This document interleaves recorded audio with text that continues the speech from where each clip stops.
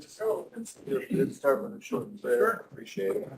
I pledge allegiance to the flag of the United States of America and to the republic for which it stands, one nation, under God, indivisible, with liberty and justice for all. Dear Lord, be with us this day as we deliberate the business of the county. Help us, Lord, to keep in mind the best interests of the residents of the county, Lord, and your will and your wishes for us. Let's call these things, Lord, in the name of your Son, Jesus Christ. Amen. Amen. Thank you, Steve. All right. Have you gentlemen had a chance to look at the minutes for May 28th, 2024? I have. Make motion to approve. Second. Okay, motion carries. Thank you. And Tony.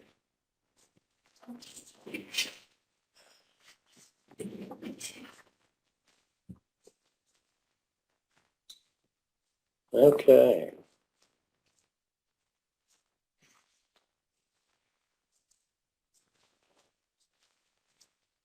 If I find everything.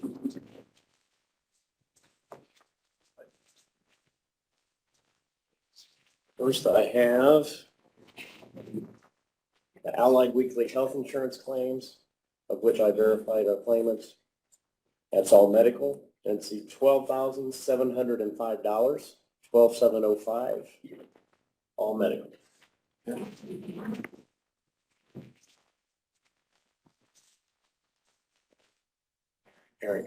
Eric. Yeah. Oh, yeah. For you and Jim. Oh, yeah, okay. All right, accept a motion to approve. So moved. Second. Okay, Accounts payable claims. Those are in the amount of $1,065,571.94. And as I mentioned in the email, the biggest part of that is the jail bond payment that was made on this set of claims. How big is that jail? $658,000. Wow. So $1,065,571.94. and that's a 6-month payments. There will be one more. Yeah, that's the next to last jail bond payment? No. That's a semi-annual payment. Oh, okay, I didn't remember. Yeah. Any questions on the claims as they've been presented? Make a motion to accept the claims. Second. Okay, motion carries. Thank you.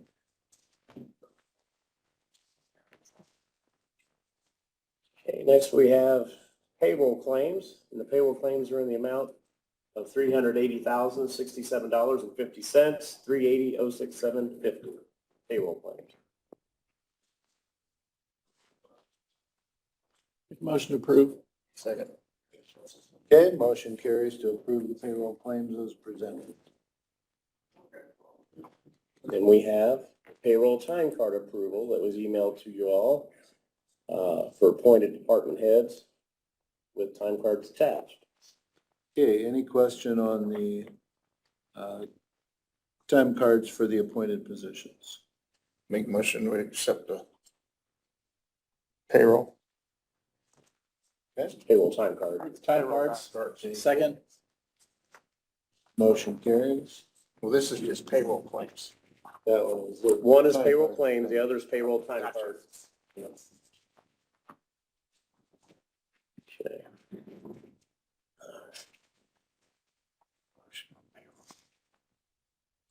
We did, yeah. Payroll dollars. No, that was,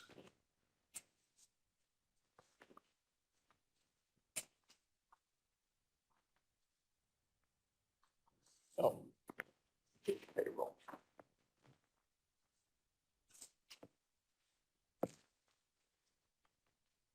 Hey, Tony, how much longer will the jail bond payments be made? How many more years, do you know? Well, if you remember, I think it's, when the hospital, the letter that was accepted by that explained it at that time, and they're going to try to do it early by 2029.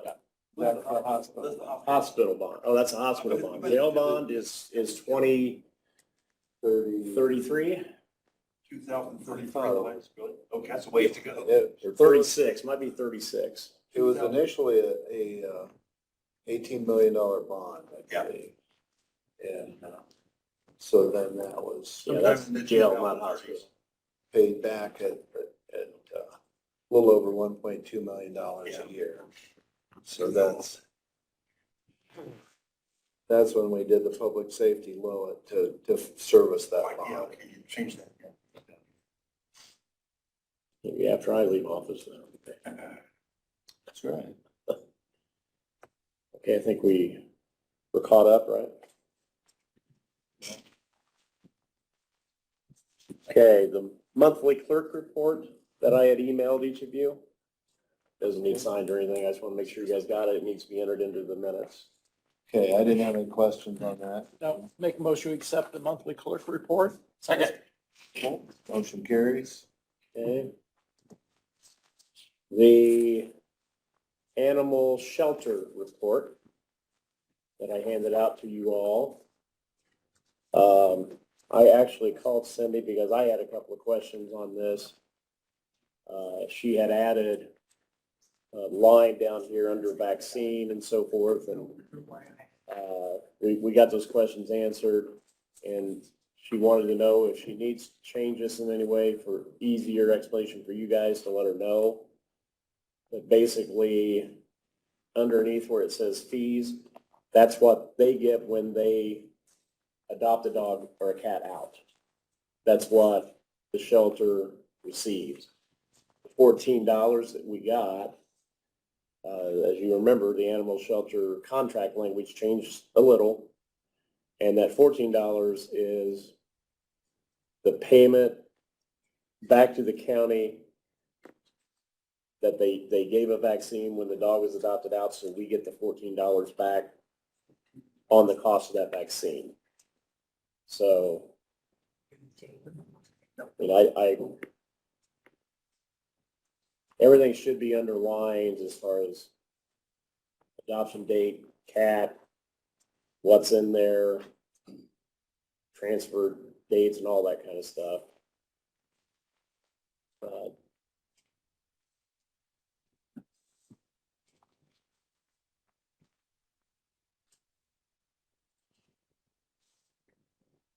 Yeah, some of these figures are not under any lines. It's It is a hard It's report to confusing. read. kind of confusing. But we had already mentioned about changing it so that you guys saw total numbers, which I think over here on the bottom left, she did. That's the total numbers that they still have. That's what I use. That's to do that. So looks like they have 15 cats and 3 dogs currently housed there. So that far bottom left column is where she has the final numbers at. My confusion when she sent, because it was new, were the fees and vaccine stuff over here. But Dogs transferred, what's that? that's where Stan, if you remember during that conversation, Clayton was there too. It is less expensive for her to take animals up to Fort Wayne than it is to have it done here in the county. So when they're transferred to Fort Wayne because they will take the dogs they think are adoptable there. Can we do that without spay or neuter? I don't know. Transfer 'em? I mean, you were there for that discussion. I don't know if that was part of it or not. Do you remember? I mean, I think what was discussed at that meeting is if necessary, when they get an animal in, if there's a need to give it a vaccine to protect all the other animals in the shelter, they do that. Otherwise, they wait the 7 days. Because by 7 days, they need to be claimed, transferred, adopted, or whatever. So she doesn't give a vaccine. Like if a stray dog with a collar comes in, chances are that belongs to somebody and they're going to come and get it. So she does not give them the vaccine that she would if it didn't have a collar and that kind of thing. So I don't know if Clayton remembers any of that discussion more clearly than I do, but that's pretty much the gist of what, if it protects the entire shelter, then the county will reimburse for that vaccine. But then if it's adopted out after receiving the vaccine, county gets that money back on that particular animal. Yeah. Okay. All right. Unless you got any further questions, I accept the motion to enter this report into record. So move. Second. All right, thank you. And then we also have the animal control report that I had handed out to you. The press has that as well, I think. And that was turned in by Chad Sprunger. Total miles of 424 miles.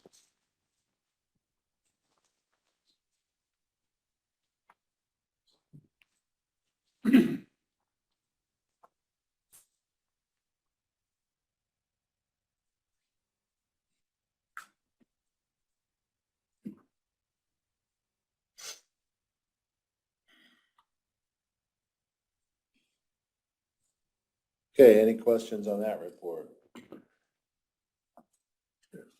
I don't have any questions on the report. I just have a question on, Chad's response, not wanting to pick up animals at different places. How are we going to, or who gives him the authority to do that? And, did you read the email from? Yeah. Okay, so what are we gonna do about that? Well, we'll have to talk to him because his reasoning is that they're unlawfully trapping cats and they're ending up trapping neighbors' cats as opposed to stray cats, and so. Yeah, but if the We'll have cat, like Dean says, if that cat strays on his property, it's a stray cat. Yeah.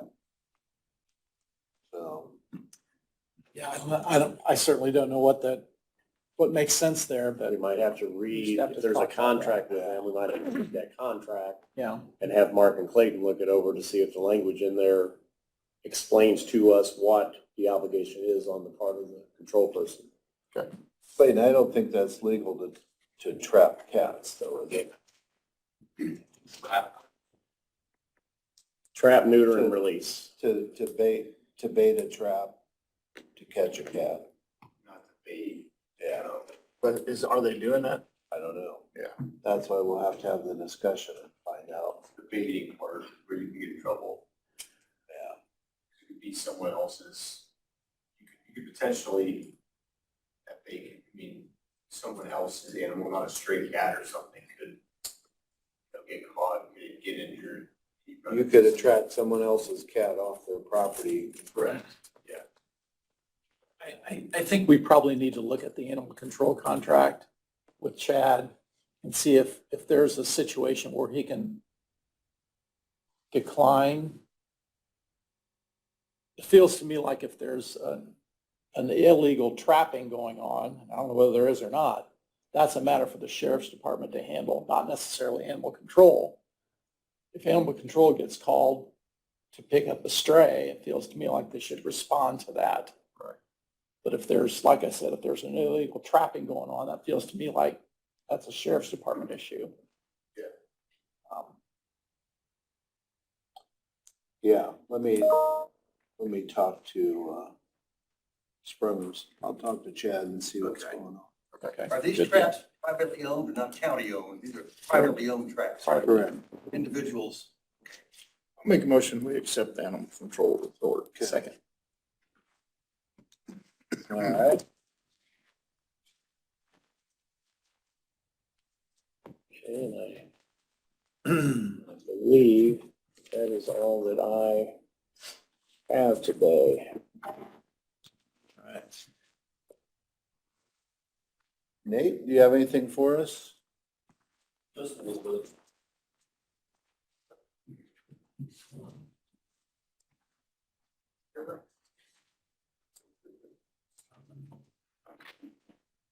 Just a little update, just let you know that what my intents are, intentions are. I'm going to be attending the health department board meeting tomorrow is kind of my plan. I spoke with Jessica because of my position as your appointee to the Regional Sewer District Board, and because I'm here working for the county, it seems useful, at least prudent of my time, to attend those meetings when I don't have other prior conflicts.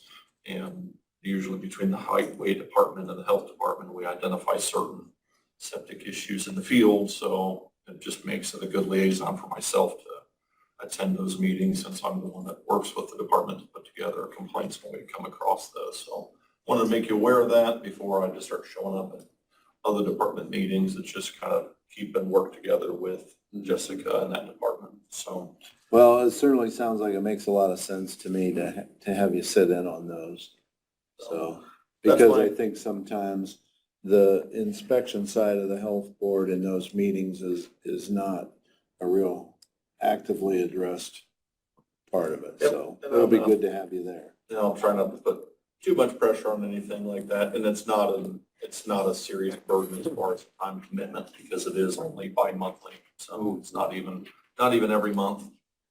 So, just, RFQs, I've got requests for quotes out to contractors. I've done invitations on 3 different bridge projects, from joint replacement and cleaning to partial deck patching to an overlay. They're all coming in on Friday this week, so I'll be presenting those to you at your next meeting. And you are meeting next Tuesday, correct, after council? Or, yes, after council. Yep. So I should have all that for that meeting. Thursday, I'm going to the IAX conference. That's the Indiana Association of State Highway Engineers and Supervisors. That's in the Carmel area. Just a little bit of continuing ed and just some networking with some of the other highway engineers and supervisors. IAX is our lobbying arm with the state, so it's probably a good idea to be participating in that as well. And lastly, I am working with BF&S on the county safety projects. There's the talk of that safety grant coming out this month, maybe next month. They still haven't established when that is or announced it yet, but I want to be ahead of the game, so I'm working with them as putting some more firm numbers on some safety projects so that when we know the terms, then I can present to you kind of a more holistic package for approval on the grant application. And after our meeting the other day, I didn't have a chance to talk to these guys about that, but he's gonna be working with the FNS just to kind of expedite the putting the numbers together. Because I think time-wise, it's a fairly short window to put all this together to submit. Correct. Yeah, I'm trying to be ahead of the game. They want ready projects, and I think their intent is to have 1 or 2 small projects. Right now, I'm looking at a lot of small projects, so it's just a little more effort than I'm comfortable with. And if I'm wrong, the problem compounds. So I want to make sure that I've got at least a second opinion on any of the estimates I put together. So if I compound the mistake, then it can make our grant application our estimates would be very much off. So, and I'm still taking their recommendations with a grain of salt. So, and I'll present those to you certainly prior to us doing any application, so you can review that. So, just a real short update. I mean, nothing real substantial for this week, obviously, but Yeah. any questions for me? I don't. Nope. Absolutely. Hey, I'll let the rest of these guys go. Thank you. Thank you.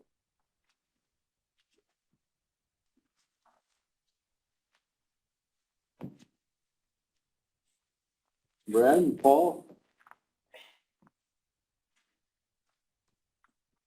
Yeah, I like how you don't ask if we have anything for you, because, we always do. And even if you don't, you can come up with. Oh, we'll come up with some, Yeah. just to keep you updated if we Yeah. can. So today we are opening our community crossings bids for paving. And if you remember, that also included 2 other sections, smaller sections of roads that need done. So we're going to open them today, and just like normal, we'll ask you to take it under advisement today so we all can have a chance to look through it. Thank you. These are just next week's one of the bids. Oh, so you only got 2 of them on this? Yes, there's only 2 companies. So we can go ahead and get started. The first one is from Brooks Construction. I'm at Paul Reedham today. I forgot to bring my glasses, so.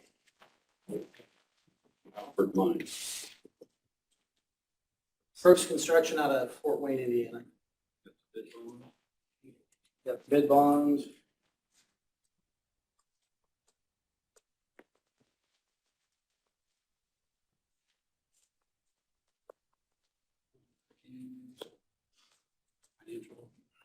Financial statement.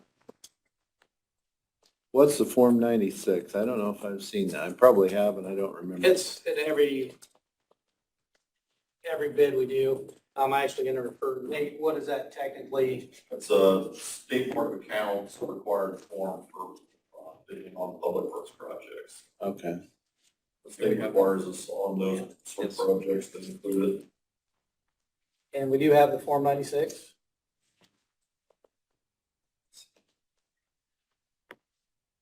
This is just a proposal package.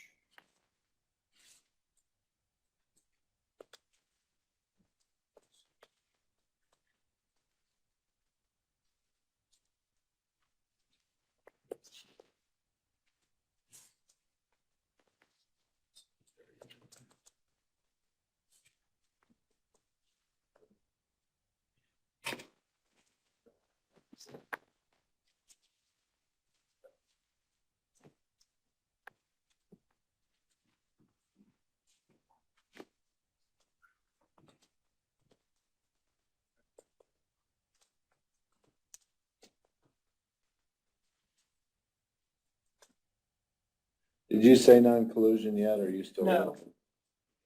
Not yet, that's what, should be an inclusion in there. And the Form 96 we got that one. It does, okay, and it's covered. We just did a basic general across the top, listed everything we thought might be in there, so Nate just said that Form 96, and we should cover the non-collusion also, so we'll go ahead.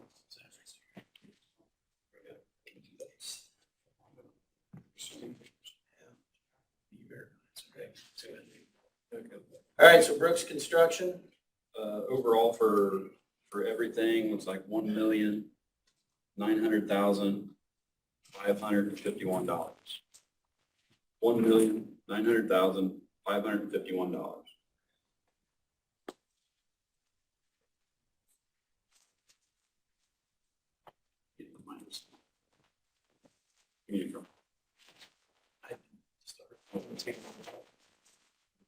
Okay, now we have E&B paving. they are also out of Fort Wayne. E&B E and B, yep.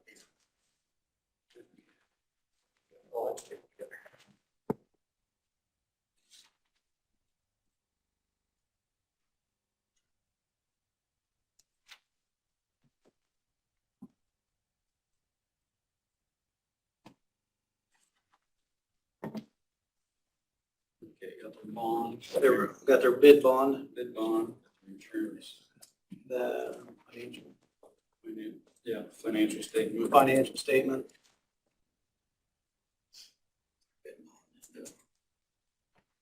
Started to go back. Yeah.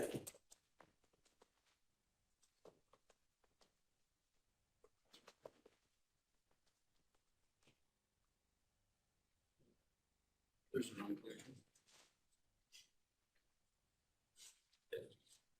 And non-collusion.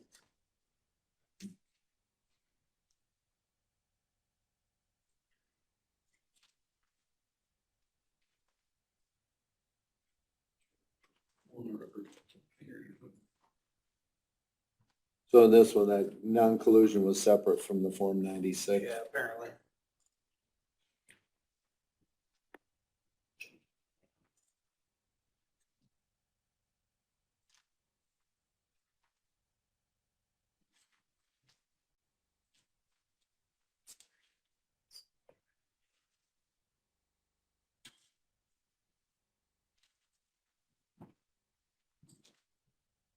Yeah, now we're getting something. Looks like they separated by now.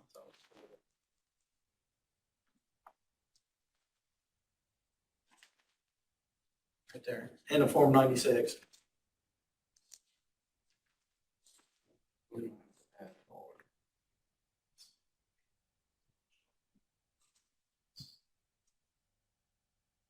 So they actually, It's just really. Okay, I got it. so they actually did the split the 4 projects up and didn't give us a total, so we're gonna have to add it up. There are 4 total projects then? It's, yeah, it's all under the same big project, but there's 4 different, Different areas. yeah. Can you kind of review that real quickly in the Yeah, so- Reader's Digest version? So, yeah, the part of the community crossings was County Road 500 West Okay. between 218 and 124. And then the other part of community crossings was 350 East, was that where? 350 east Between from 7 and 700 9. and 900 South. And then we're going to have them do County Road 500 East from 1 to 200 South. And 700. 700 South from 400 West of Lee Grove. All four of them are in the south end of the county. Correct. So, So on that 700 south, you're going from 27 to 400? no, 400 West to Lynn Grove. Oh, from Department 400 detours. into Lynn Grove. Where the detours and hammering it. I didn't see Yeah. that. Really beat it up, so that was kind of a last minute Where'd you find it? addition. When's that detour I gonna didn't be know done? that. So an update there, they've got their paving done. All the approaches and then between the bridges. Yeah. The way it looks, basically, they need to put guardrail on the bridges yet and a little bit of dirt or stonework along the edge.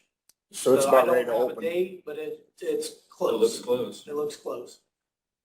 Okay, finally got it totaled up. Okay.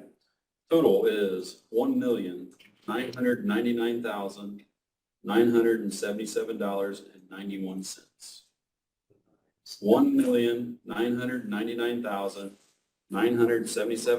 $1,999,977.91. And there again, we asked to take these under advisement so we can go back and like I said, all of us will sit down and go through it and make sure everything's. Everything looks good. I'll make a motion, we take those under advisement. Second. Okay, motion carries. Thank you. How many total miles is that? Total miles? 6, 7, Thinking it was 11, 10 or 11. I got to count here. Yeah. And what is the work that they're doing exactly on the The wedge and level. wedge and So level? if you can kind of picture like 500 West is one of the worst ones. It's got the really rolly all over. So they'll come in and they'll do, it's called a wedge. So they'll come in and start at the crown of the road and go out and level that all out with a base coat. Then they come back over with an 1.5-inch top coat over the whole thing, a nice final coat with a smaller stone. Then we'll put edge, or we won't, but part of it is they'll put edge stone along it then to give you that nice shoulder along. So did that require additional easements? to do No. that? No, if it's all done in the existing, it's basically the same width of road. They don't get widened out.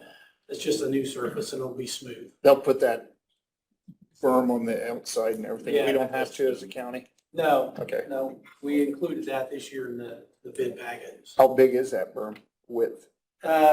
2 foot. 2 foot width?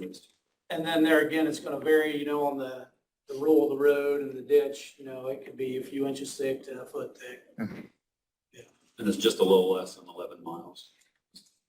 I think it's between 10 and 11. It was like 10.75 Yeah. if my math in my head was working. So Is that all four? total, yes. Oh, 10.5. All right, any other questions about that or? Okay, moving on. So, it's been interesting, the tree put on the pickup, talked to our insurance, went out, got an estimate on it.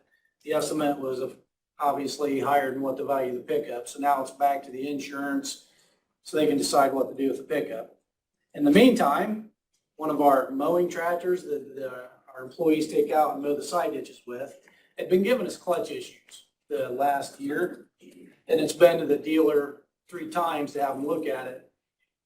Well, finally now last week, it got to the point where it was acting up again. We went and talked to them. And what happens in the transmissions and with the clutch and that, they would adjust it and get it back in. They've adjusted it enough now, there's no more adjustment. So, talking with them and getting it scheduled in, it is not cheap to split those tractors. They got to physically split it so they can get in on that tranny. And this was just an estimate because they don't know for sure, but 5,000 to 10,000 just to work on it, not knowing what the parts are going to be for it. and it's a 10-year-old tractor. So we also, we were gonna look into, was it next year, getting a mowing tractor or 2 years? Next year, we were looking to get a mowing tractor anyhow. So, shifting gears, and we would like your permission, that pickup can wait. You know, like I said, it's drivable, we can use it. The pickup can wait till next year, and we would like to move up getting a mowing tractor this year. The thing that goes with that is, yeah, we're gonna spend some money getting it fixed, but we either get it fixed, get a better trade, or we don't get it fixed and they take the price of the fix out of the trade. So we kicked it around, and I mean, we don't have any for sure numbers, but we're looking about 120,000 roughly. And the trade, if it's fixed, could be worth 40 to 50. So we're kind of shifting gears on you. Sorry about that, but this has just happened last week. Is that a John Deere? It is a John Deere. But we'll have to do the bid process, and, you know, if you allow us to, we'll have to do the bid process. So basically, we're moving the tractor up a year, putting the pickup back to where we thought it originally would be. In the meantime, we're renting a tractor. Yeah, we are renting a tractor because it got to the point it wasn't safe to drive anymore. So we are renting a tractor so we can keep mowing. And it's the tractor that needs the clutch repair. Is it in the shop now, or is it going in the shop? It just What's went in the status? Yep. Okay. We get ours in, well, they say it's gonna be 2 weeks before they can get to it, and then probably 2 weeks to fix it. But we need to keep mowing, so we set up a rental agreement with them and have it. What's the lead time on a new tractor? Or you'd have to go through the bid process? We'd have to go through the bid process. All right. And why do you think moving the timeline up makes sense? Well, just because we would have waited, we could fix that tractor now and then go next year and ask you for a tractor then. But we're getting it fixed now, and we just thought now might be a good time just to do it.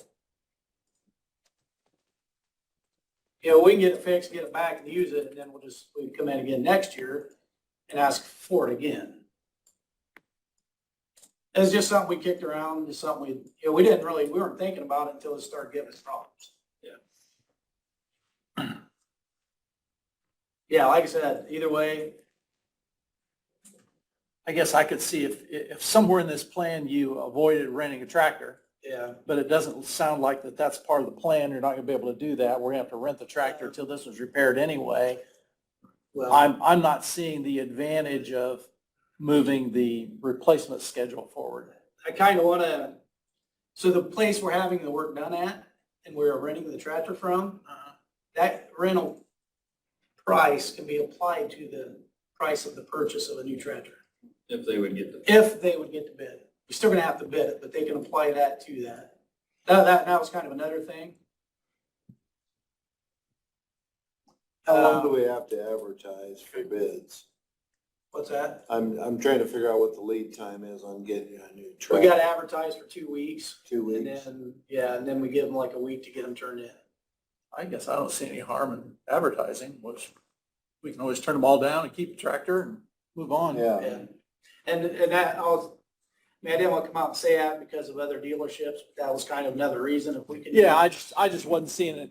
Yeah. I wasn't seeing the need to finagle with your replacement schedule Right. if And, you know, I'll just, wasn't I'll gonna tell help you us out. too, it's, We're gonna fix the tractor anyhow. though. yeah, correct. It is $57 an hour to rent a tractor. Sure. So if you figure we're gonna have it a month, that could be, Is that hours on the hour meter? yes. Yeah.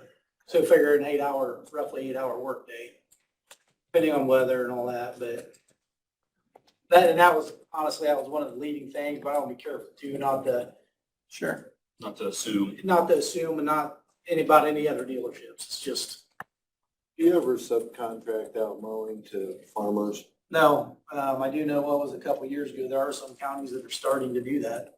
Maybe not the farmers, but they're hiring it done, like the state is. Is that an option? I mean, it could be. Just, you know, we would have to kind of rethink and figure out what we would do with the ones we have now. So how many mowers do you have out on the road with a full? We've got 4, so 4 mowers and 4 tractors? 4 tractors and 4 mowers. And one does the north 3 townships, and then the next 3 townships. They each have 3 townships across the county. That's how we've got it split up.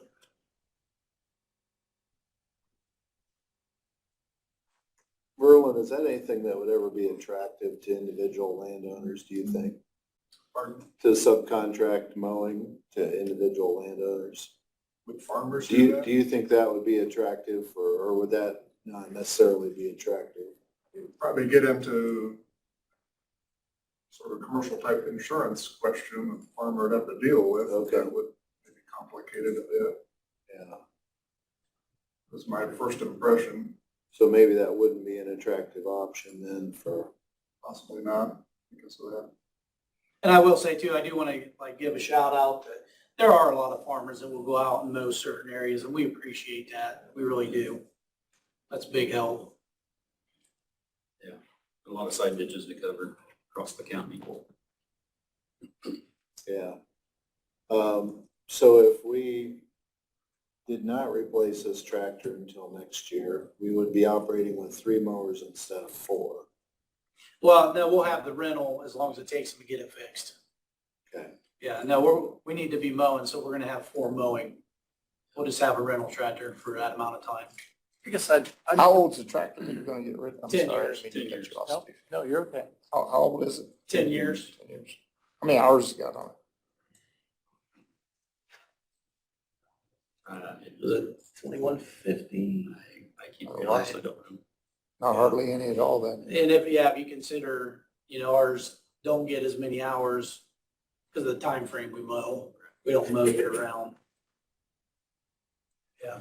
Yeah, and there's kind of the gist of it, so. What size tractor is it? 130 horse, What's the John Deere? What is it? 6115. 61. Oh, so it's a utility tractor. Yeah, it's 130 horse. It's not a great big one. Well, I suppose that's the only way to really evaluate the cost is to take bids. So, I'd make a motion to go through the bidding process. And again, I'm not sure I'm convinced we need to go ahead and make the change, but Yep. knowing there may be some advantage to bidding today versus a year from now, let's go ahead and go through the process. I'll make that motion. I'll second that. all right, motion carries. Thank you. All right. It was so interesting. We have some items that we would like to get rid of, like the mower that you allowed us to purchase last year, one of the Batwing mowers itself. And so we kept the other one, until we got the new one, all that. Well, it actually happened to work out because we had issues with another mower, so we still had the old mower we were able to hook up to a tractor. But once we get the parts in that, we would like to see if it's permissible to take them to an auction. Like we have a Batwing mower, we have an old large air compressor, like a bolted down upright. And we were thinking, Krugerberg has a equipment truck auction every month. And we were wondering if you gentlemen would be fine with us getting rid of our used equipment that way. So we don't do a county auction anymore that I know of, do we? I don't think so. Years ago, we used to, but Well, we used to at Golden Meadows too, I think. Yeah. Yeah, I don't think we do that anymore. so yeah, we're just wanting your permission if it'd be all right to take our used mower and air compressor to Krugerberg's and have them auction it. Feels to me like there has to be a process. We have to declare it excess or something before we can dispose of county property. Clayton, you have any thoughts on that? We've already replaced both of them, so. Okay.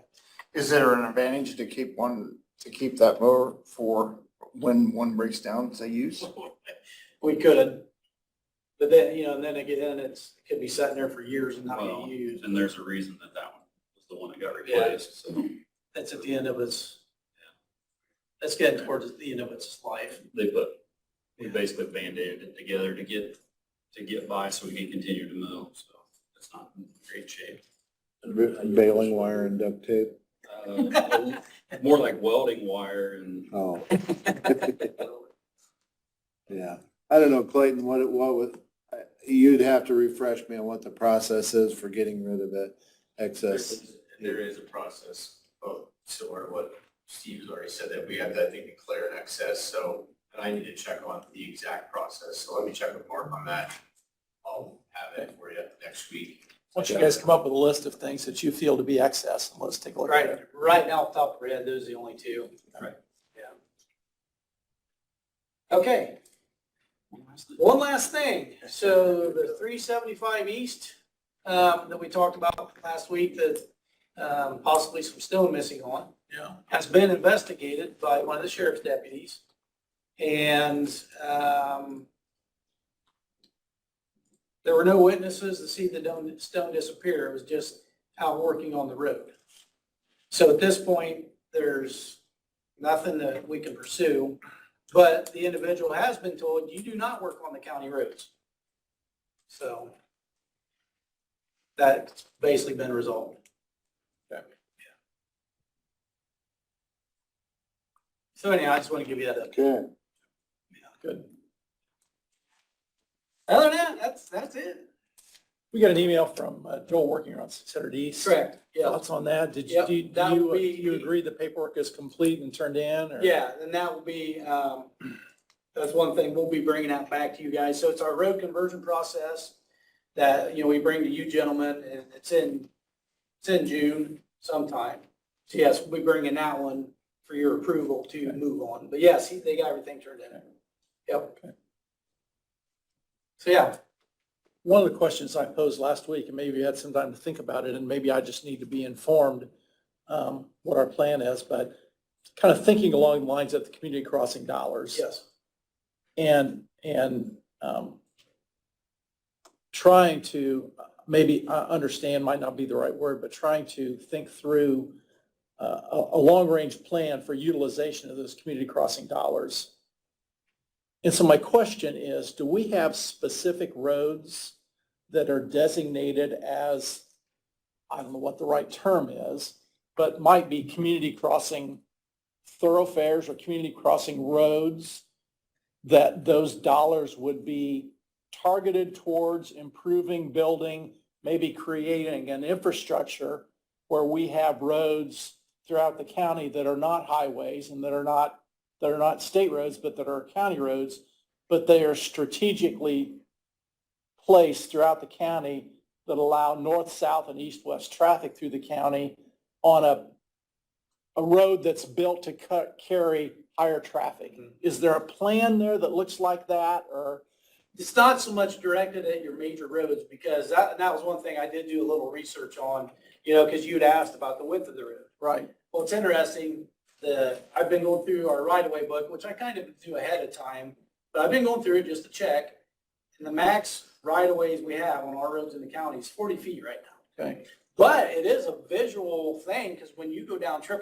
I go down 000, it sure looks it's wider. wide, Yeah. and it's like all kind of And roads. it's striped, and to be Yeah. quite honest with you, I don't have any problem staying on my side of the road on 000. Yeah, But if I'm going down, pick a road, 200 east, Yeah. which I used to travel all the time, I drive right down the middle of that road. yes. The perception is that road is narrower than Correct. 000. Is it really not narrower? No.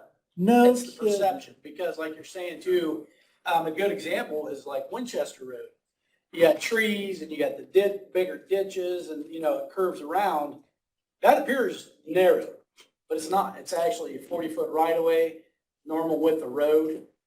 It's a visual perception. So, and that's where we do have our boom mower, and once we get out of mowing season, that boom mower will go around and trim trees back in our right of way along the road. It helps with that perception, but it's a visual thing too.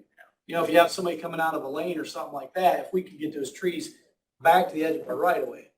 So it's not so much, yes, we have discussed like a 000, because you know what that's going to be like. Right. And right now at this point, that'd be one of the places we've talked about using that money because of the condition of it. Well, you talk about a wedge and level process. Yes, correct, That feels to me like a process that would be very helpful correct. for our roads that we want to carry higher traffic and that maybe naturally carry higher traffic, as opposed to just shotgunning them kind of throughout the county.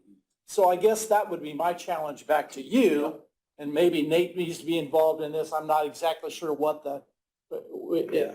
who all needs to be involved and what we need to be thinking about, but to think about a plan whereby we strategically improve roads throughout the county with an eye towards them ultimately carrying higher traffic, or maybe they already carry higher, like 000, Yes. like Winchester Road, like roads that Yep. by default, because Yeah. they're on the way to wherever we want to go, Yep. they carry a lot of traffic. Let's think about improving them Yep.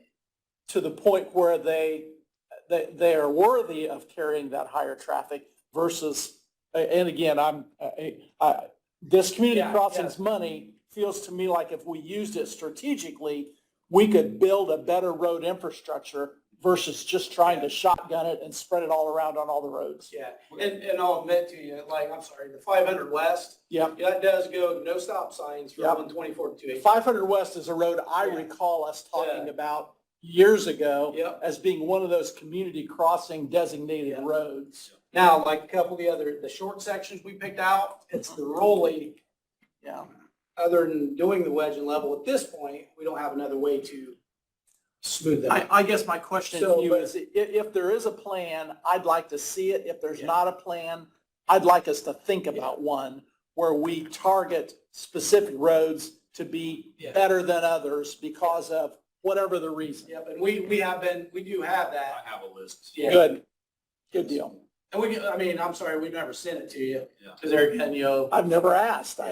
Right. yeah, but we can send it to you guys. Yeah. Okay, thanks. And the focus is basically just like the 5 West, because it's a no stop. You're traveling from one place to the next. So Good that's, deal. that's You know, kind of like- the idea behind it. The 3 north from 27 over to Wells County. Okay. That's another one. Good. Yeah, we do. Yeah, it'd be nice if I just knew what those roads were and we could, Yep. again, focus the community crossings dollars on making those roads the best we can make them Yep. based upon the given right of way. Sure. Yep. So you do that. Mark. If you want to have it sometime. For dates. Our office, for setback reasons, we have a map that shows primary, secondary, what you're talking about as far as 200 east, Good 500 deal. west, 000. Good deal. They're called out and the color coded on a map. that we have. Good deal. Thank you. Yeah, we can send you that too. Probably as you come with projects like this, I'll ask you, is that one of those roads that we Yeah. want to, Yep. it'll begin to be factoring into my thinking, Yes. how we allocate the dollars, Yep. Sure. knowing that there is a plan. Yep. Anything else, gentlemen? Thank you. That's it. Rick, what do you have for us today?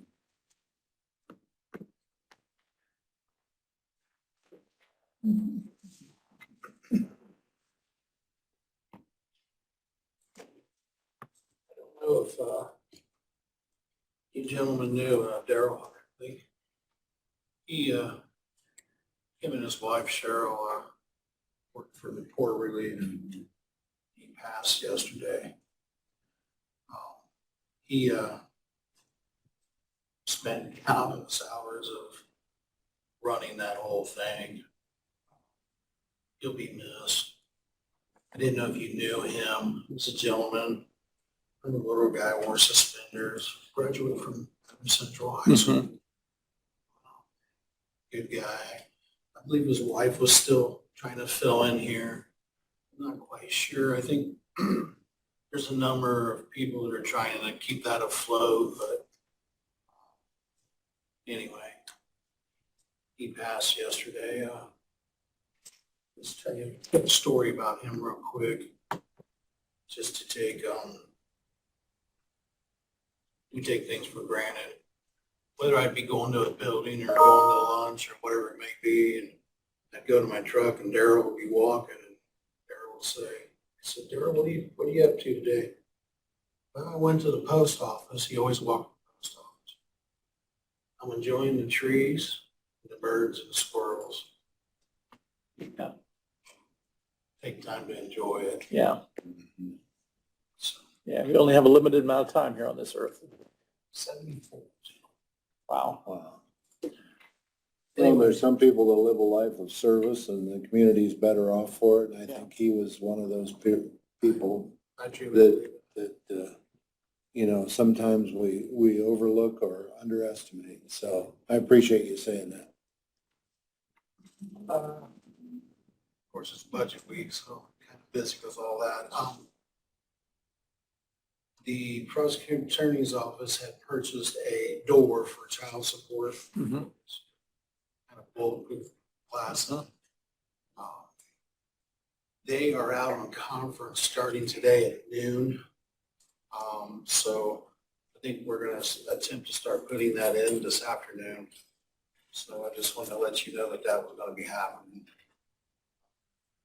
There's other things going So on. will you able to get that done this afternoon, or will that extend into?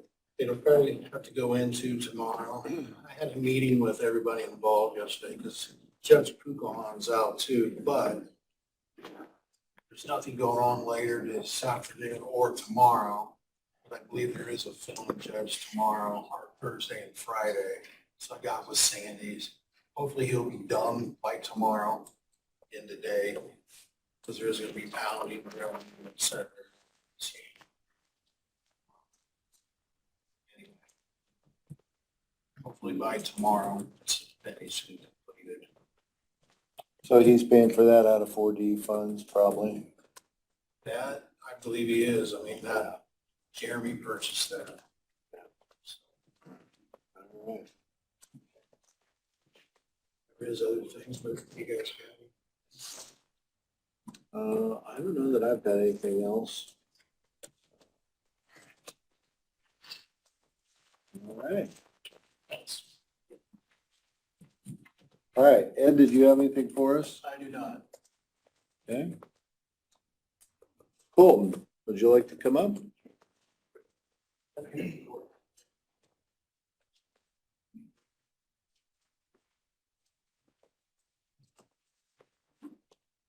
Thank you for the opportunity today. We are before you months back, even I think fall time of last year, you all committed to our effort on early childhood education and learning. So wanted to come back before you today now that we have hired a director for Imagine Early and introduce her to you, let her share a little bit about herself and kind of what we're doing. She started back in February and it's really hit the ground running. Really exciting things happening. And so wanted to just offer up the opportunity for you to get to meet her, for her to explain what she's doing, and then for you to ask any questions with that. I'll introduce Ashley King as the director of Imagine Early. Good morning. Good morning. So like you said, my name is Ashley King. I'm the director for Imagine Early, which is the Early Childhood Education Coalition serving Adams and Wells County. This year, Imagine Early has established a governance board, created structure for our organization, and we are working on obtaining our 501c3. Branding and website development for Imagine Early has also begun with Research Design out of Bern. And before I share my why and the mission of Imagine Early, I want to thank you. On behalf of Imagine Early and our Northeast Indiana Early Childhood Coalition, thank you, Commissioners of Adams County, for the historic financial investment. Know that your investment has been honored during other county presentations, which have sparked additional funding conversations. County commissioners in the surrounding areas are now seeing the need for investment in early childhood coalitions, thanks to you all. Just know the strength of our work in Adams County will provide a strong presence as well as for our regional coalition. So a little bit about Imagine Early. So the mission of Imagine Early is to provide and increase awareness to support and foster connections for quality early childhood care and education to build thriving communities. So you might ask, like, why come before you and what my goals are? So my first goal over the next 6 months will start with a deep dive into the county, meeting with providers, employers, and families. While we have data, we lack information on what these providers, employers, and families see as a demand locally. This information will be used to develop a strategic plan, including, but not limited to quality, affordability, and capacity improvement. But I will tell you that this is not an issue that I can solve in the next 6 months. My mission as a wife, mom of a kindergartner, and a community leader wouldn't have been possible without childcare. As a new mom with a new outlook on life, I knew I wanted to make a change and leave the corporate world 6 years ago for a more fulfilling career. Had I not been able to find childcare with a loving provider, I would not be sitting in front of you all today. We often forget that parents and caregivers have goals and dreams too. Many of our parents and caregivers in our communities put their careers on hold to care for their children due to lack of availability or affordability for childcare. I could go on, but I will spare you the rest of my story. So as I meet with employers in Adams County, I'm really seeing what the need is. What do they see? Are they looking for an added benefit to bring to their employees to attract the next generation of workforce? Childcare is a big thing. Capacity is very important, as well as affordability. So I have some data that I can share with you about how many licensed providers we have in Adams County. There are only a total of 11 that are licensed. Now, that does not include Sally, that's your neighbor that provides care for 5 children. These are just licensed providers. And out of those providers, they are one who take child care vouchering system that's provided through the state, which is a big thing for meeting for these families. The average care cost for a week in Adams County is about $156 in this county, with a median household income of about $69,000. Now, while I don't feel that's 100% accurate, that is the whole point of me going out, meeting with families and providers to obtain that additional information. Is there any questions that you have for me? Ultimately, once you get your survey done, and I know you can't project what your survey is going to tell you, what are some of the ways you think you could actually work to have an impact, assuming there is a need for additional childcare opportunities in Adams County, things you think you might be able to help with?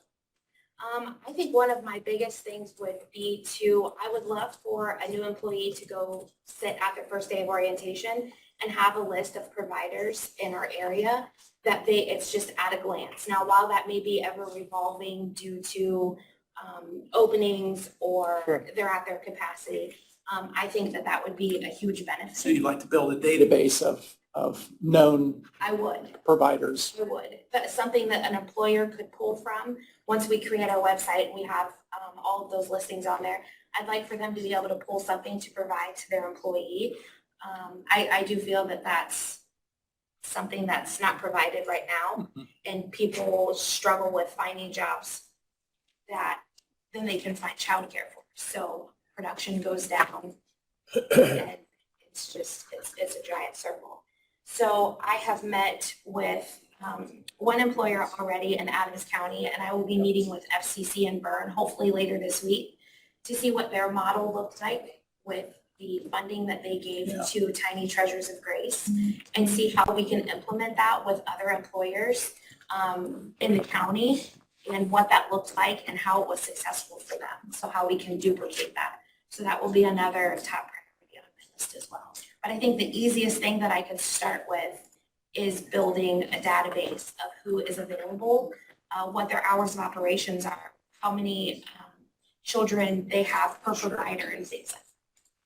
I think one cool story, as Ashley mentioned, she was able to meet with Eckhart Woodworking in Monroe. And what was interesting is out of that conversation, we really see the change in the conversation that has taken place when it comes to childcare and early learning, where Eckhart is starting to understand their workforce is changing, right? The workforce that they've had for the past decade, 2 decades, don't have issues with childcare. But as their workforce ages out and new employees are coming in, those are factors. And so they're starting to think, okay, we've not traditionally maybe had to deal with this, but that's changing. And so how do we do that? And so discussing with Ashley, saying, hey, we start at 4 o'clock in the morning. There are no childcare, centers open at that time and available to us.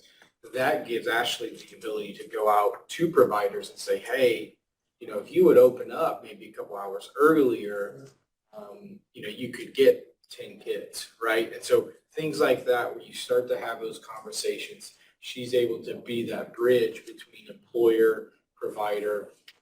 And then, if that provider says, yeah, we'd love to do that, but, we'd have to be licensed first, or we'd have to increase our square footage of our facility.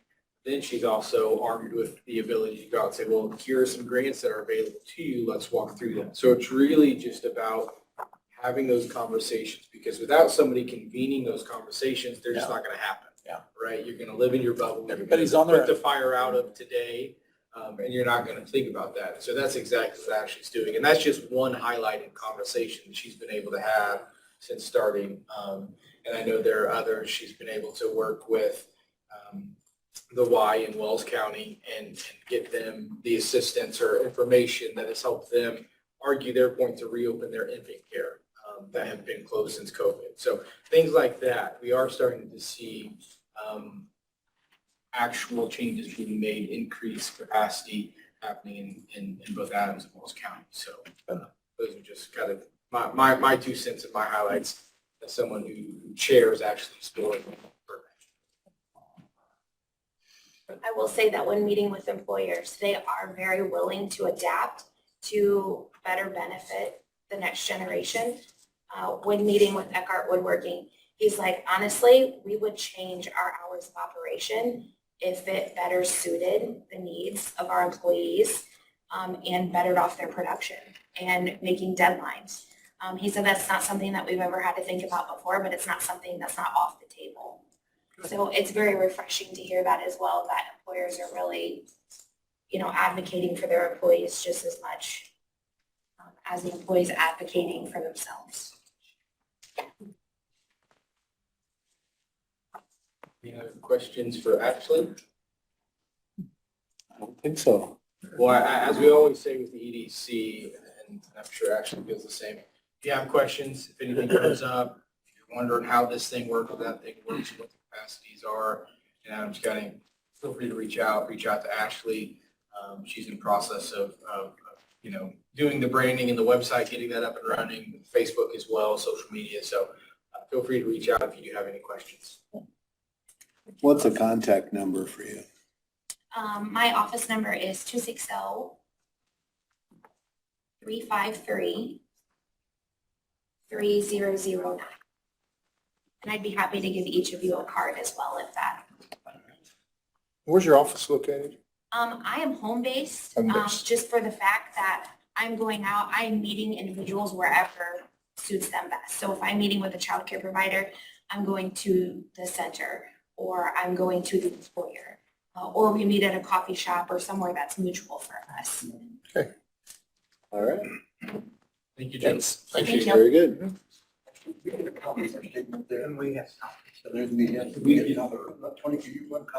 don't have it. I don't have that. Well, I can email you. Oh, you want me to copy it now? Yeah, if you could. I can do that, yeah. Okay, we'll do that, okay. Well, let Tony make a copy. He'll make one. You know what I'm gonna do? I'm gonna kind of skip over Mark for a little bit, and I'm gonna go down to Carla. If you'd like to come up, if you and would like to come up and present your grant approval. So We've got a request for grant application. you've got 30 seconds. Yeah, I got 30 seconds. Well, just sign it and we'll have no problem. We've gotten the same grant since 2009. It's for preparedness, public health emergency preparedness. Do you have okay, he has all what you need to sign. It's for Well, only $25,000. Stan needs to sign it. They just need to approve it. So they just need to approve it. Okay, it's for $25,000. That's the one we do every year, right? Yeah. It's a 5-year grant. It's different this year because they're actually going to do one grant agreement for 5 years and do amendments for the other 4 years. Doesn't need to be. Prior to this, they did grant agreements for every year of the 5 years of the grant.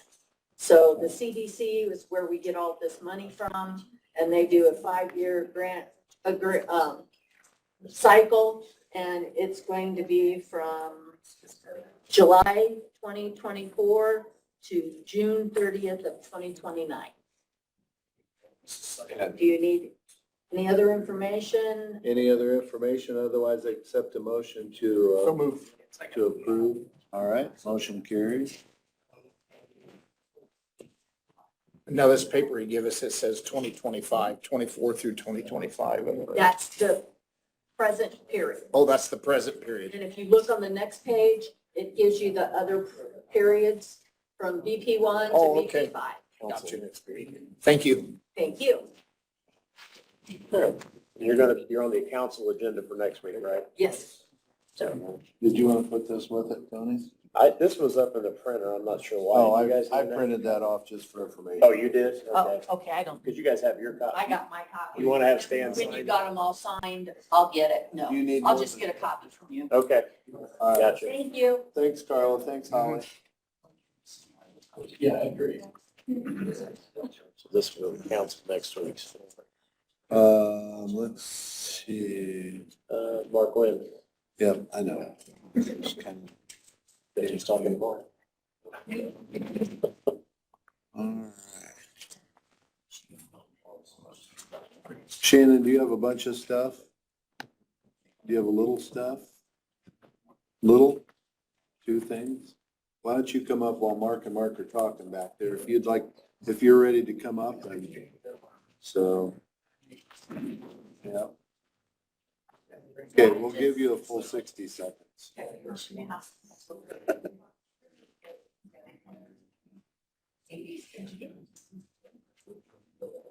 What?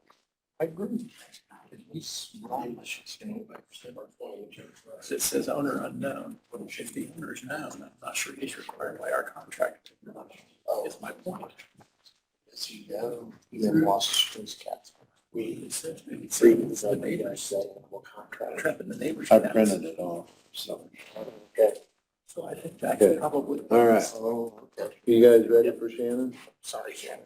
Good. I just have two job descriptions that we talked about a couple weeks ago. One of them is for jail commander at the sheriff's department. One of them is for matron. The matron one, the only change is the FLSA status from exempt to not exempt. And then the jail commander one, I had the current jail commander look at it. He made a few small changes. And it's just some stuff that he's already doing that wasn't included the first time that they wrote the job description in 2018. So Dan has signed off on it and he's good with it. And then Alex is good with it as well. So I printed them so you guys could look at it. Are we gonna have to go over that at wage review next week? No, there's no wage change. It's just a status change. I don't know if you want to look at it. Just the yellow is what changed. And that's kind of something that we typically in the past looked at wage review, was the status also. Not necessarily. Typically, when it's the wage itself, or if we're in a new wage or we're creating a new position altogether, we do. But you guys control the status, the FLSA status, and then wage review and council controls the wage itself. Yeah. But I mean, I'm just saying we have in the past looked at status sometimes. As far as moving from, any two to any three or whatever, so. Yes, yes. But in this case, you're not talking about, well, yeah, I guess you are. You're talking about moving from an NE to an E, Correct. We're going from E to or N. E to NE. Yeah. But there's no wage change associated with it. The wage is gonna stay the same. We're just changing the FLSA status.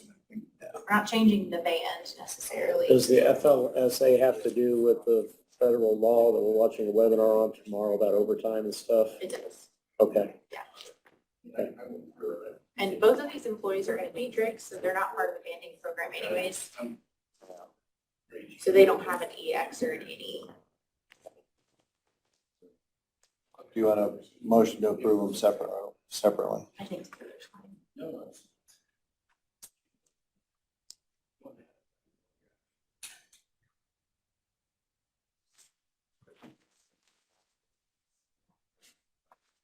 Can you reach that statement? Yeah.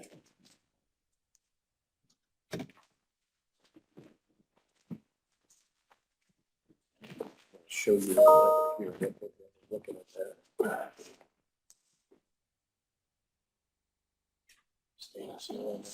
Page here. Scroll down, scroll down.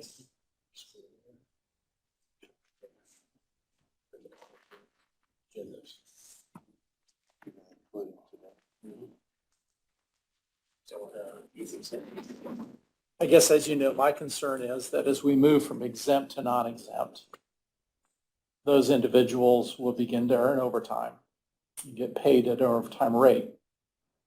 My concern is that we not ultimately end up costing the county more dollars in salary and payroll dollars to get the same level of work that we have had previously. If they would have worked up to 5 hours overtime, is that right? What's our, up to 5 hours of overtime, they would not have been compensated additionally for working those 5 hours of overtime. But under this arrangement, they will. Correct. I guess that's I feel like that there actually is a compensation change when you just do a straight pro rata at 2,080 hours per year. We're going to convert this from a salaried position to an hourly position at X rate. I feel like there's a potential for compensation increase when we make that change.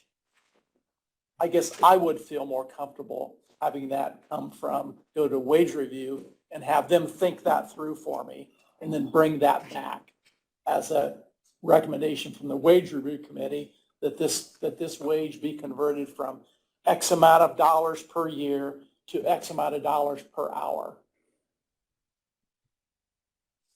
I can do that. What are you guys' thoughts on that? Yeah, I'd be happy to, discuss that in a way, because we got a meeting Tuesday morning, so. And I won't be prepared by Tuesday morning with like wage data and all the stuff that I typically bring, so we'll do it in September. It gives me some time. Is that waiting too long to do what you want to do here? I Not mean, necessarily. okay, This I is don't, just- No, this is just something that I noticed, and then like Tony mentioned, the Department of Labor law came out. I think that's a fair assessment that these positions don't really qualify as an exempt position. I think that's what we pay you to do, is think through that for us and keep us out of the ditches on that. And I appreciate you doing that. I just know that making that conversion in a straight pro rata conversion, I'm not sure that's absolutely fair to us. And I just like the wage review committee to think through that with us. Okay, I'll put it on the agenda for September for them. Okay, I'll take that one back. That's all I have. Thanks, Shannon. Thank you.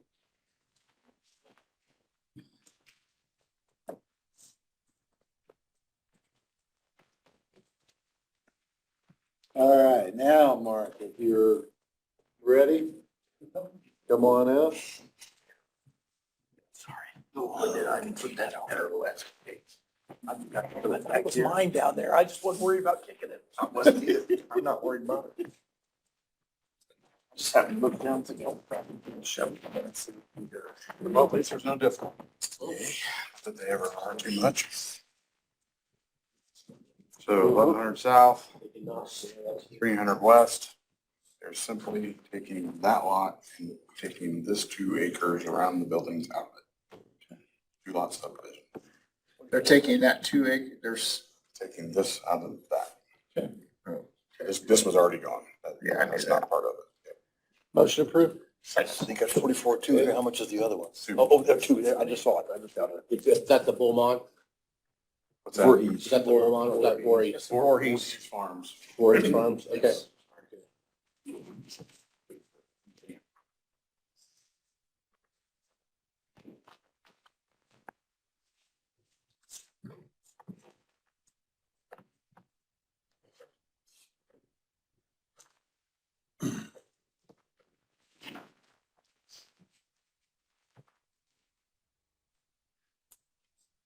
Hiker family subdivision next.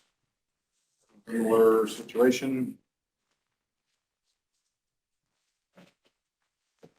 400 south, 600 east.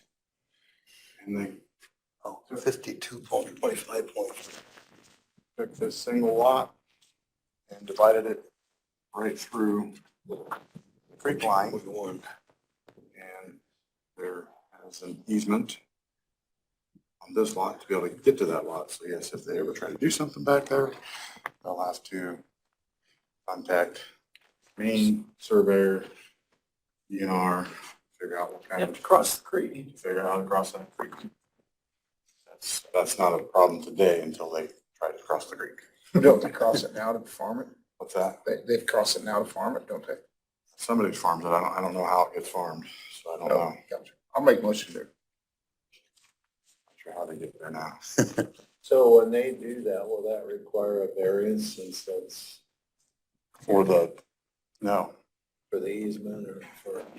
Ben's, I didn't look it up to see if that's even in floodplain. Not every creek is in actual floodplain, so DNR might not even be involved. It might be just the surveyor's office saying you need to have a tile this big. Sometimes it's easier dropping in a 36-inch tile or a 48-inch tile, something huge, and stoning over it and walking away. We have one that we actually have an issue with right now because he wasn't listening to anybody. He's in trouble with the DNR, but we have one where they're actually building a concrete bridge that's 28 feet long. You guys might already know about that one, and that was all DNR because it's in floodway. So he didn't follow the rules, but he's getting there now. You make motion. Yes. Second.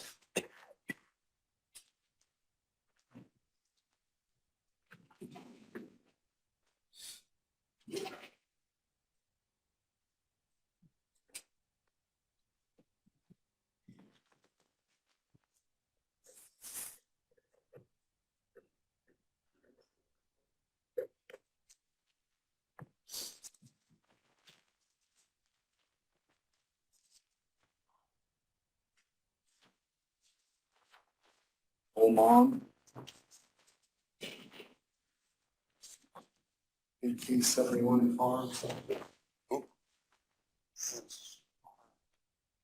100 north, 100 west. This one's a 3-lot subdivision. And they have taken, should show you this right direction. And That one, Steve Bailey second. there's 1,100, 100 west here. Bailey. And then they put an easement. 60 foot wide, which you only need 30. It gets you back to this lot. And so that's lot number 2. Got lot number 1 and 3. That's 2 threes and this here. That's a 3-acre lot here. And then the other 20. 30, 27. One's 30. Berlin, since you're here, is there anything you wanted to speak to on this at all, or? It's just simply a matter of I had an opportunity with a family to sell the cropland to a nearby family member, and but I wanted to retain. We decided as a family to, after looking at the pros and cons, to keep the buildings and 3 acres in my name for now. So that's what it boils down to. This isn't a predecessor to the Williams, Indiana Walmart Supercenter or anything like that. You never know though, right? Well, it'd be right on the railroad. It's just, I'll make a motion to accept. Second. Did you second it? I did. Second. Okay. Yeah, I never thought of a Williams Walmart. I doubt the fact that flying. Better than a co-op Kmart.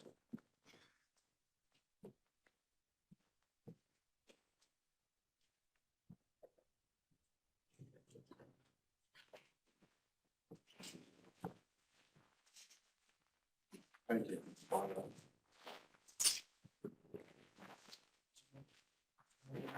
Yeah, but we're not gonna pass it today.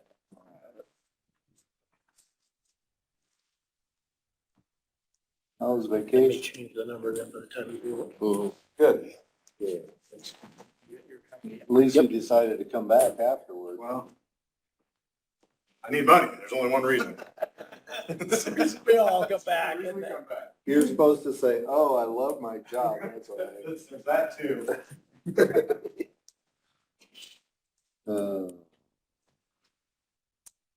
All right, Mark, did you have anything for us today? Yeah, we had this recommendation for the changes to the subdivision ordinance, zoning ordinance, and they made some technical changes, cleared up some inconsistencies. But I went through it and I saw a couple things that to me looked like needed to be still addressed. And talked to Mark about it. He agreed.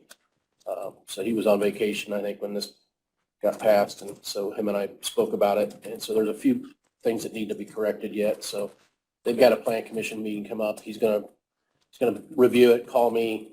I'll talk to Pat, but there's a few things that need to get corrected because we're actually, want to make sure that with these amendments that it reads the way we're actually, enforcing it. And quite honestly, some of the changes that I see here are less restrictive than what's here.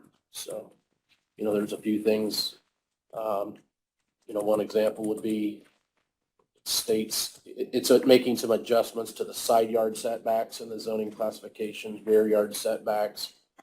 There's some other administrative things, but, rear yard setback states for ag R1 and R2, 25% of lot depth.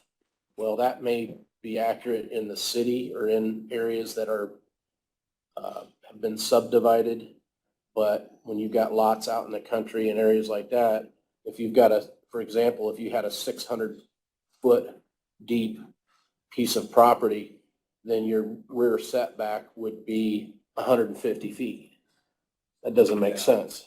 And so he agrees. It needs to say something like 25% or 20 feet, whichever is less. So there's not, and again, I sat through that plan commission meeting where they discussed that extensively. I was thinking there was an or associated with that, but maybe not. Maybe not in that particular Not the way aspect. it's printed. Okay. And so I think that needs, and talking with him, he says, oh, well, we administer it as 20 feet. Well, that's not what it says. Yeah. And so I want to make sure it reads correctly. Gotcha.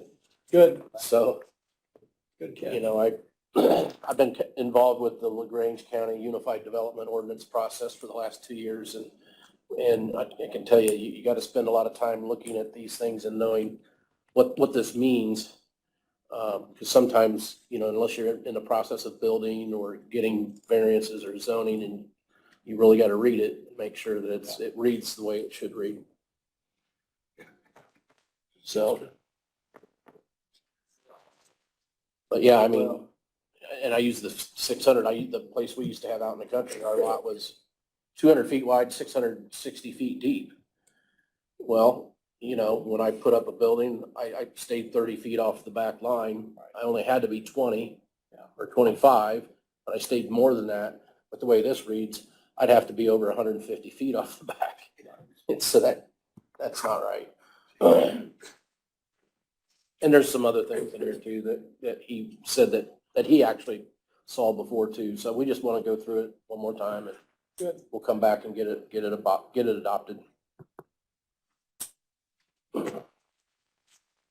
That's all. Sometimes it's hard to appreciate all the implications that a policy has and the changes to policies Mhm.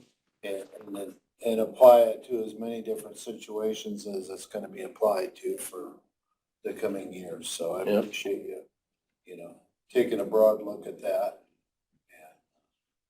Yeah, we've been through this, and LaGrange County has a lot of lakes. And so they have a special zoning classification. It's L1 for lake.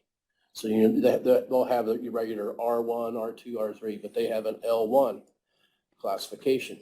And so actually on the books, they had which is from back in sometime in like 2001, they had a requirement on the books that said the maximum impervious surface coverage of any lot is 30%, which is insane. Yeah. When you look at actual development all over, most places are over 50. Sure. And so anytime you pass an ordinance that immediately puts a large number of people in non-conforming use or they're non-conforming, then that's a bad ordinance. So we spent, a year and finally, but the end of the thing was they weren't even enforcing it that way. There were hundreds of variances. And so when you have variances, then variances lead to chaos because it depends on who's asking and if the neighbors are complaining, and it's not right.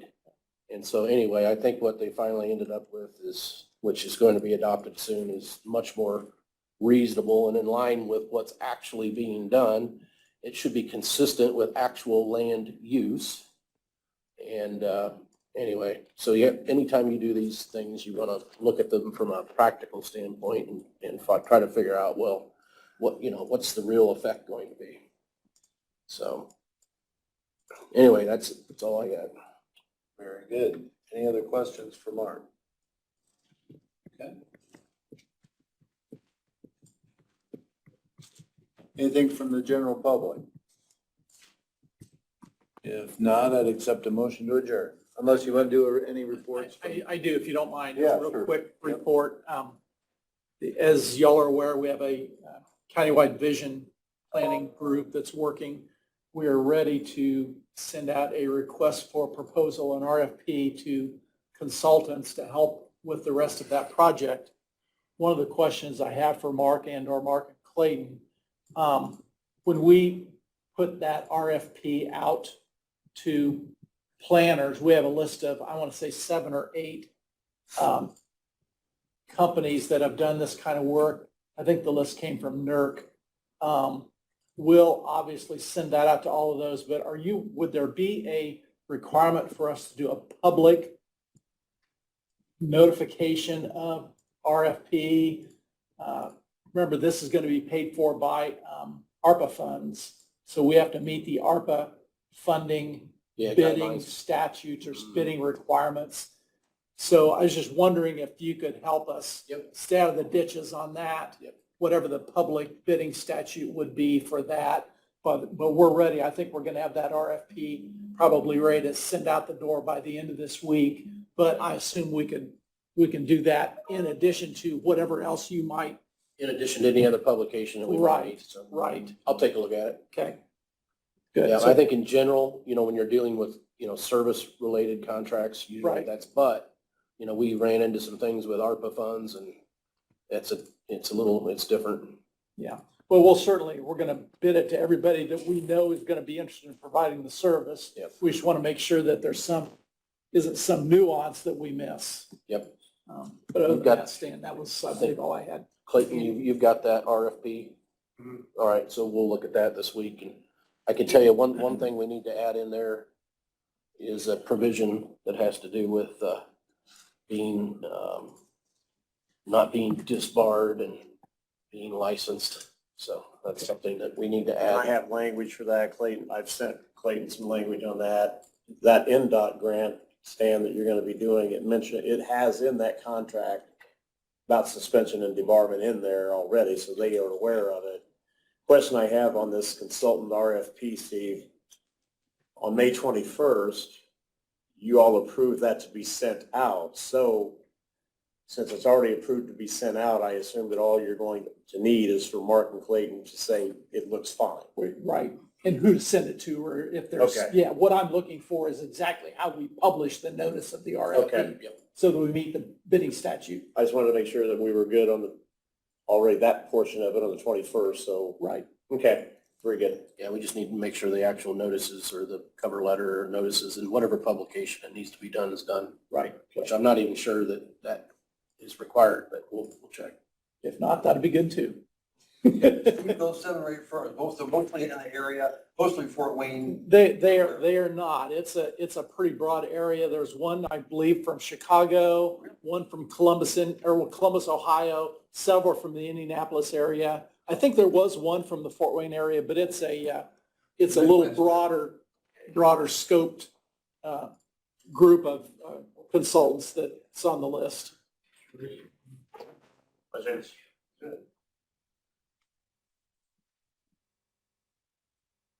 That's all I had, Stan. Just a quick question, and I assume that as far as with the vision planning, that involves the plan commission, correct? Well, there is a provision in there, a part of the RFP that indicates that they would be asked to work with the plan commission in whatever capacity they saw necessary in their review and or revision of the comprehensive land use plan. So there's a portion of the RFP that indicates that they'll need to coordinate with the plan commission and help them however they want helped. I guess part of the reason for that question is, as we talk to Mark and work with Mark, is it something where Pat Lau needs to get involved as far as legal And I don't know, I'm not trying to. No, Pat Route, you mean Pat Hess? Pat Hess. Possibly. And Pat, Pat was at the Plan Commission meeting where I presented that RFP. The Plan Commission has seen the RFP that we're gonna, the draft RFP. And actually, Pat has reached out to me kind of on a side. Pat has also worked, I think, directly with City of New Haven on their vision planning. And so Pat volunteered to just kind of be another set of eyes and ears to help us with the Well, process. that's where, I didn't mean to aside you taking on the work, but I thought, well, on the other hand, I didn't want to have redundant services to where we have two attorneys working on the same project at the same time. We'll figure it out. Make sure we stay in our lanes. Okay, all right. Yeah, so, all right. Very good. Steve, anything? That's your extra pay again you're talking about, you know. Work, we pay by hour, pay by. Before the sign. Pay by word for lawyers, pay by word. Okay. Did you make a motion to adjourn? Are you looking for a motion to adjourn? I'll make that motion. Second. Okay. Meeting adjourned.